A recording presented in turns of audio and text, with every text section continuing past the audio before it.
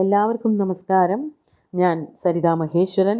ഇന്ന് ശ്രീമദ് വാൽമീകി രാമായണത്തിൻ്റെ ബാലകാണ്ഡത്തിലെ 11ാമത്തെ സർഗത്തിലെ 14 മുതൽ 20 വരെയുള്ള ശ്ലോകങ്ങളാണ് നമ്മൾ പഠിക്കാൻ പോണത്. സുമന്ത്രരുടെ വാക്കുകൾ കേട്ടിട്ട് ദശരഥൻ ഋഷ്യശൃംഖനെ കൊണ്ടുവരാൻ വേണ്ടിയിട്ട് അംഗരാജ്യത്തിലേക്ക് പോണതാണ്. ആ കഥയാണ് പറയാൻ പോണത്. കഴിഞ്ഞ ദിവസം പറഞ്ഞു, വസിഷ്ഠനെ അനുമാനിച്ചിട്ട്, അതായത് വസിഷ്ഠൻ്റെ വാക്കുകളൊക്കെ കേട്ട് സന്തോഷിച്ചിട്ട് വസിഷ്ഠൻ്റെ അനുഗ്രഹത്തോട് കൂടിയിട്ടാണ് പോണത് സുമന്ത്രരുടെ വാക്കുകൾ കേട്ടിട്ട്. എന്നിട്ട് എന്താ ഉണ്ടായതെന്ന് പറയാം. 14ാമത്തെ ശ്ലോകം നോക്കൂ. സാന്തഃ പുരസ്സഹാമാത്യഃ പ്രയയൗ യത്ര സദ്വിജ വനാനി സരിതശ്ചൈവ വ്യതിക്രമ്യ ശനൈഃ. 15 കൂടി നോക്കാം. അഭിചക്രാമതം ദേശം യത്ര വൈ മുനിപുംഗവ ആസാദ്യ ച തം ദ്വിജശ്രേഷ്ഠം രോമപാദ സമീപകം. ഒറ്റയ്ക്കല്ല, സബലവാഹനനായിട്ട് അങ്ങോട്ട് പോകണം എന്ന് പറഞ്ഞുല്ലോ. അപ്പോൾ അതിന് വേണ്ടിയിട്ട് ഒറ്റയ്ക്കല്ല പോണത്. സാന്തപുര സഹാമാത്യ, അന്തഃപുരത്തിലെ തൻ്റെ പത്നിമാരോട് കൂടിയിട്ട്, അന്തഃപുരത്തോട് കൂടിയിട്ട് എന്നുള്ളത് കൊണ്ട് പത്നിമാരോട് കൂടി ചേർന്നിട്ട്, അമാത്യന്മാരോട് കൂടിയിട്ട്, മന്ത്രിമാരോടൊക്കെ കൂടിയിട്ട്, 1-2 മന്ത്രിമാരല്ല, 10-15 മന്ത്രിമാരുണ്ടെന്ന് പറഞ്ഞു. അവരെയൊക്കെ ഏറ്റവും ശ്രേഷ്ഠന്മാരായിട്ടുള്ള ആൾക്കാരെയൊക്കെ കൂട്ടിച്ചേർത്തുകൊണ്ട് എത്ര സദ്വിജ തത്ര പ്രയയവും, എവിടെയാണോ ആ മുനിപുങ്കവനുള്ളത്, ആ ബ്രാഹ്മണ ശ്രേഷ്ഠനുള്ളത്, അവിടേക്ക് യാത്രയായി. എങ്ങനെയാണ് പോണത്? വനാനി സരിതശ്ച ഏവ വ്യതിക്രമ്യ ശനൈഃ. വനാനി കാടുകൾ കടന്നിട്ട്, സരിത നദികൾ കടന്നിട്ട്, നദികൾക്ക് കുറുകെ കടക്കുക, അതുപോലെ തന്നെ കാട് കടന്നു പോവുക. അങ്ങനെയൊക്കെ കുറേ ദൂരം സഞ്ചരിച്ചിട്ടാണ് ശനൈഃ വ്യതിക്രമ്യ, പതുക്കെ ഓരോ ഭാഗങ്ങളും കടന്ന് അങ്ങനെയാണ് അംഗരാജ്യത്തിലേക്ക് എത്തണത്. എന്നിട്ട് അഭിചക്രാമതം ദേശം എത്ര വൈ മുനിപുംഗവ, ആ ദേശത്തേക്ക്, അംഗദേശത്തേക്ക് അവർ ചെന്നെത്തുകയും ചെയ്തു. എവിടെയാണോ ആ മുനിപുംഗവനുള്ളത്, എത്ര വൈ മുനിപുംഗവ തം ദേശം അഭിചക്രാമ, ഏതൊരു ദേശത്താണോ മുനിപുംഗവനുള്ളത് അവിടേക്ക് രാജാവ് ഒറ്റയ്ക്കല്ല, സപരിവാരങ്ങളോട് കൂടിയ രാജാവ് എത്തിച്ചേരുകയും ചെയ്തു. ആസാദ്യതം ദ്വിജശ്രേഷ്ഠം രോമപാദ സമീപകം. മാത്രമല്ല, ലോമപാദൻ്റെ അടുത്താണ് ഈ മുനീശ്വരൻ അഥവാ ഋഷ്യശൃംഖനുള്ളതല്ലോ. അതായത് കൊട്ടാരത്തിൽ തന്നെ, അല്ലെങ്കിൽ കൊട്ടാരത്തിനോടടുത്ത് എവിടെയോ ആണ് ശാന്തയും ഋഷ്യശൃംഖനും കൂടി താമസിക്കുന്നത്. അപ്പോൾ ആദ്യം തന്നെ ലോമപാദൻ്റെ അടുത്തേക്ക് പോകുമ്പോൾ അവിടെ ചെന്നാൽ ശാന്തയെയും ഋഷ്യശൃംഖനെയും കാണാൻ പറ്റും. അങ്ങനെ ലോമപാദൻ്റെ സമീപത്ത് പോയിട്ട് രോമപാദ സമീപകം ദ്വിജശ്രേഷ്ഠം ആസാദ്യ, ലോമപാദൻ്റെ സമീപത്തിരിക്കുന്നവനായ ആ ഋഷ്യശൃംഖൻ്റെ സമീപത്ത് ചെന്നിട്ട് എന്താ ചെയ്തത്? അതാണ് 16ാമത്തെ ശ്ലോകത്തിൽ പറയണത്. ഋഷിപുത്രം ദദർശാധോ ദീപ്യമാനമിവാനലം തതോ രാജ യഥായോഗ്യം പൂജാം ചക്രേ വിശേഷത. അവിടെ ആ ലോമപാദൻ്റെ അരികത്ത് ഒരു തീ കത്തിച്ച്, അല്ലെങ്കിൽ തീനാളം സ്ഫുരിച്ച് നിൽക്കുന്നത് പോലെയാണ് ഋഷ്യശൃംഖനെ കണ്ടത്. അതാണ് അഥ ഋഷിപുത്രം ദീപ്യമാനം അനലം ഇവ ദദർശ.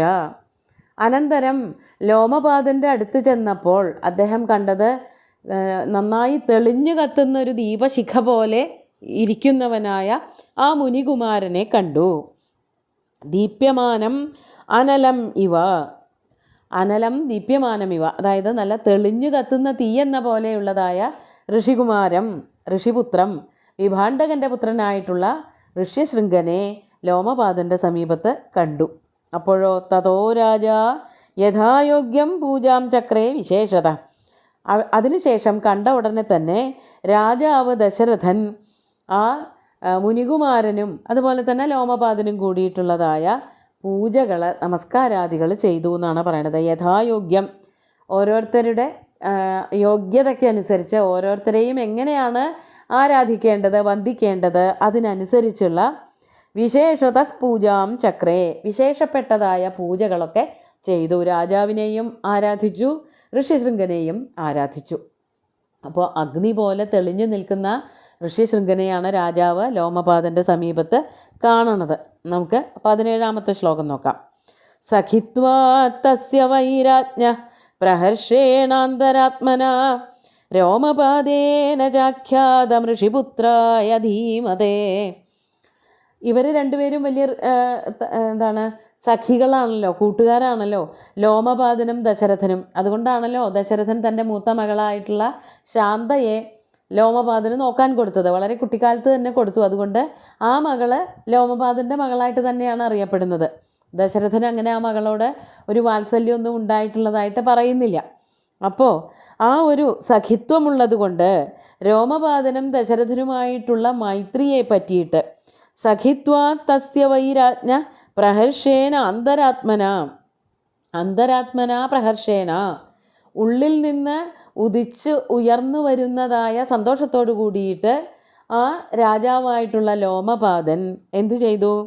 രോമപാദേന പ്രഹർഷേന അന്തരാത്മന പ്രഹർഷേന രോമപാദേന, ഏറ്റവും അധികം സന്തുഷ്ടവാനായിട്ടുള്ള സന്തുഷ്ടി പ്രാപിച്ചവനായിട്ടുള്ള ലോമപാദനാൽ ധീമതേ ഋഷിപുത്രായ ആഖ്യാതം ച, നല്ല ബുദ്ധിമാനായിട്ടുള്ള നല്ല കാര്യഗൗരവമുള്ള ഋഷിപുത്രൻ, അതായത് ഇവിടെ ഋഷിശൃംഗനായിക്കൊണ്ട് ഇതാരാണ്, എവിടെ നിന്നാണ് വരണത്, ഈ മഹാരാജാവ് ഏത് രാജ്യമാണ് ഭരിക്കണത് തുടങ്ങിയിട്ടുള്ള കാര്യങ്ങളൊക്കെ വ്യാഖ്യാനിച്ചു പറഞ്ഞു കൊടുക്കപ്പെട്ടു. രോമപാദനാൽ പറയപ്പെട്ടു. രോമപാദൻ ഋഷിശൃംഗനോട് അയോധ്യയുടെ രാജാവായിട്ടുള്ള ദശരഥനെ പറ്റിയിട്ടുള്ള സകല കാര്യങ്ങളും പറഞ്ഞു കൊടുത്തു, വിസ്തരിച്ച് പറഞ്ഞു കൊടുത്തു എന്നർത്ഥം. അതാണ് 18ാമത്തെ ശ്ലോകത്തിൽ പറയണത്. സഖ്യം സംബന്ധകം ചൈവ തദാതം പ്രത്യപൂജയത് ഏവം സുസത്കൃതസ്തേന സഹോഷിത്വാ നരർഷഭ. അടുത്ത ശ്ലോകം കൂടി പറയാം. 7 ദിവസാൻ രാജാനമിതമബ്രവീത് ശാന്താ തവ സുതാ രാജൻ സഹഭർത്ര വിശാംപതേ. അടുത്തും കൂടി പറയണം, എന്നാലേ അത് പൂർണ്ണമാവുള്ളൂ. മദീയം നഗരം യാതു കാര്യം ഹി മഹദുദ്യതം തഥേതി രാജാ സംശ്രുത്യ ഗമനം തസ്യ ധീമത. 3 ശ്ലോകങ്ങളിലും കൂടിയിട്ട് ഒരുമിച്ചാണ് അർത്ഥം പറയാൻ പറ്റുക. ലോമപാദനും ദശരഥനും തമ്മിലുള്ളതായ ബന്ധം 2 വിധത്തിലാണ്. അതാണ് സഖ്യം സംബന്ധകം ചെയ്യുക. അവർ തമ്മിൽ വലിയ സുഹൃത്തുക്കളുമാണ്, ബന്ധമുണ്ട്. ബന്ധം എങ്ങനെയാണ് വന്നത്? ശാന്തയെ കൊടുത്തു എന്നുള്ളത് കൊണ്ട്, ശാന്തയെ ദത്തുപുത്രിയായിട്ട് കൊടുത്തു എന്നുള്ളത് കൊണ്ട് വന്ന ആ ബന്ധം. അതോടുകൂടിയിട്ട് ആ 2 കാര്യങ്ങളും പറഞ്ഞു കൊടുത്തിട്ട് തഥാതം പ്രത്യപൂജയത്, അതൊക്കെ കേട്ട് മനസ്സിലാക്കിയ ഉടനെ തന്നെ ഋഷിശൃംഗൻ ദശരഥനെ വളരെ കാര്യമായിട്ട് തന്നെ പൂജിച്ചു, ആരാധിച്ചു. അതാണ് പ്രത്യപൂജയത്, വേണ്ടതുപോലെ പൂജിച്ചു. ഏവം സുസത്കൃതസ്തേന സഹോഷിത്വ നരർഷഭ. ഇപ്രകാരം ലോമപാദനാൽ വേണ്ടതുപോലെ സത്കരിക്കപ്പെട്ടവനായ ആ ദശരഥ മഹാരാജാവ് 7-8 ദിവസാൻ സഹ ഉഷിത്വ, ആ നരർഷഭൻ, അതായത് ശ്രേഷ്ഠനായിട്ടുള്ള മഹാരാജാവ് ദശരഥൻ ലോമപാദനോട് കൂടിയിട്ട് സഹ ഉഷിത്വ, എത്ര ദിവസം താമസിച്ചു? ഉഷിത്വ എന്ന് പറഞ്ഞാൽ താമസിച്ചിട്ട്. അതാണ് 7-8 ദിവസം. 7-8 ദിവസം അവിടെ ഏതാണ്ട് ഒരാഴ്ച തന്നെ ലോമപാദൻ്റെ കൂടെ അംഗരാജ്യത്തിൽ താമസിച്ചിട്ട് അവസാനം പറയാണ്, രാജാനമിതമബ്രവീത്, ദശരഥ മഹാരാജാവ് ലോമപാദനോട് ഇപ്രകാരം പറഞ്ഞു. എന്താണ് പറഞ്ഞത്? ഹേ രാജൻ വിശാംപതേ, അല്ലയോ മഹാരാജാവായിട്ടുള്ള ജനങ്ങൾക്കൊക്കെ അധിപതിയായിട്ടുള്ള മഹാരാജാവേ. ലോമപാദ മഹാരാജാവിനെ വിളിച്ചിട്ട് പറയാണ്, തവ സുത ശാന്ത സഹഭർത്ര മദീയം നഗരം യാതു. അങ്ങയുടെ മകളായിട്ടുള്ള ശാന്ത ഭർത്താവിനോട് കൂടിയിട്ട് എൻ്റെ നഗരത്തിലേക്ക് വന്നോട്ടെ കുറച്ച് ദിവസം. അതാണ് യാതു, വരട്ടെ, വരുമാറാകട്ടെ. മദീയം നഗരം എന്ന് പറഞ്ഞാൽ അയോധ്യയിലേക്ക് വരുമാറാകട്ടെ, വരട്ടെ, അവരെ ഞാൻ കൊണ്ടുപോവട്ടെ എന്നാണ് ചോദിക്കണത്. എന്തിനായിരുന്നു? മഹദുദ്യതം കാര്യം ഹി, അവരെ കൊണ്ടുപോയിട്ട് വലിയൊരു കാര്യം ചെയ്ത് തീർക്കാനുണ്ട്. അതായത് ഋഷിശൃംഗൻ മാത്രം പോരാ, ശാന്തയും വരണം, തൻ്റെ മകളാണല്ലോ. അപ്പോൾ 2 പേരും കൂടിയിട്ട് അയോധ്യയിൽ വന്ന് കുറച്ച് ദിവസം താമസിക്കട്ടെ, കുറച്ച് കാര്യങ്ങൾ ചെയ്തു തീർക്കാനുണ്ട്. അത് കേട്ട ഉടനെ തന്നെ രാജാവ് എന്താ പറഞ്ഞേ? ലോമപാദൻ പറയാണ്, തഥേതി രാജാ സംശ്രുത്യ ഗമനം തസ്യ ധീമത ഗമനം സംശ്രുത്യ രാജാ തഥാ ഇതി ഉവാച. അത് അടുത്ത ശ്ലോകത്തിലാണ് പറയണത്. അങ്ങനെ ആവട്ടെ, എന്നാൽ ശരി, കൊണ്ടുപോയിക്കോളൂ. കുറച്ച് ദിവസം ശാന്തയും അതുപോലെ തന്നെ ശാന്തയുടെ പതിയായിട്ടുള്ള ഋഷിശൃംഗനും അയോധ്യയിൽ വന്ന് താമസിക്കട്ടെ, കൊണ്ടുപോകരുതെന്ന് പറയാനുള്ള അധികാരം പരിപൂർണമായിട്ട് അംഗരാജാവിനില്ലല്ലോ. ഈ മകൾ അവിടുത്തെ അല്ലേ, ശരിക്കും അയോധ്യയിലെ പെൺകുട്ടിയാണല്ലോ ശാന്ത. അപ്പോൾ ശാന്തയും ഋഷ്യശൃംഗനും കൂടി കുറച്ച് ദിവസം എന്നാൽ അവിടെ താമസിച്ചോട്ടെ എന്ന് സന്തോഷത്തോടു കൂടിയിട്ട് ലോമപാദൻ മറുപടി പറഞ്ഞു എന്നാണ് പറയണത്. ബാക്കി കാര്യങ്ങൾ അടുത്ത ദിവസം നോക്കാം. ശ്ലോകങ്ങൾ ഒന്നുകൂടി ചൊല്ലി നോക്കാം. സാന്തഃ പുരസ്സഹാമാത്യഃ പ്രയയൗ യത്ര സദ്വിജ വനാനി സരിതശ്ചൈവ വ്യതിക്രമ്യ ശനൈഃ ശനൈഃ അഭിചക്രാമതം ദേശം യത്ര വൈ മുനിപുംഗവ ആസാദ്യതം ദ്വിജശ്രേഷ്ഠം രോമപാദസമീപകം ഋഷിപുത്രം ദദർശാധോ ദീപ്യമാനമിവാനലം തതോ രാജാ യഥായോഗ്യം പൂജാം ചക്രേ വിശേഷത സഖിത്വാ തസ്യ വൈ രാജ്ഞഃ പ്രഹർഷേനാന്തരാത്മനാ രോമപാദേന ചാഖ്യാതം ഋഷിപുത്രായ ധീമതേ സഖ്യം സംബന്ധകം ജൈവ തദാതം പ്രത്യപൂജയത് ഏവം സുസത്കൃതസ്തേന സഹോഷിത്വാ നരർഷഭ സപ്താഷ്ടദിവസാൻ രാജാനമിതമബ്രവീത് ശാന്താ തവ സുതാ രാജൻ സഹ ഭർത്രാ വിശാംപതേ മദീയം നഗരം യാതു കാര്യം ഹി മഹദുദ്യതം തഥേതി രാജാ സംശ്രുത്യ ഗമനം തസ്യ ധീമത. അങ്ങനെ ശാന്തയും ഋഷ്യശൃംഗനും കൂടിയിട്ട് അയോധ്യയിലേക്ക് അയോധ്യാധിപതിയായിട്ടുള്ള ദശരഥൻ്റെ കൂടെ പോവാൻ പുറപ്പെട്ടു എന്നർത്ഥം. നമുക്ക് ബാക്കി കാര്യങ്ങൾ അടുത്ത ദിവസം നോക്കാം.